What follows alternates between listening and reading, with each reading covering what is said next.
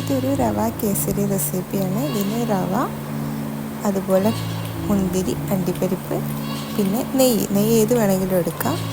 പാത്രം ചൂടാക്കി അതിലോട്ട് നെയ്യ് ഒഴിക്കുക.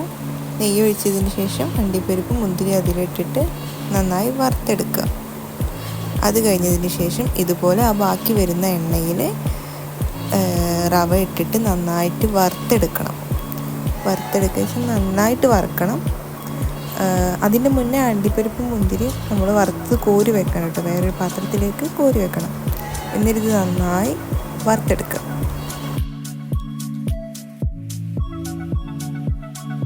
വറുത്തെടുത്തതിന് ശേഷം ഇതൊരു ബൗളിലേക്ക് മാറ്റി വയ്ക്കാം. എന്നിട്ട് അതേ പാത്രത്തിൽ തന്നെ നമ്മൾ എന്ത് ചെയ്യുക, വെള്ളം ഒഴിച്ച് അതിലേക്ക് ടേസ്റ്റിന് വേണ്ടിയിട്ട് ഞാൻ ഏലക്ക ഇട്ടിട്ടുണ്ട്.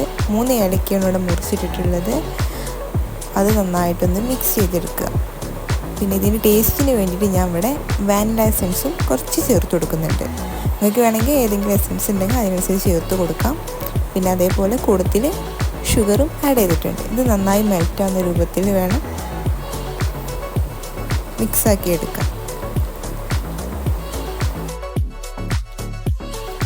മെൽറ്റായി കഴിഞ്ഞാൽ അതിലേക്ക് നമ്മൾ നേരത്തെ വറുത്തെടുത്ത റവ ചേർത്ത് കൊടുക്കുകയാണ്.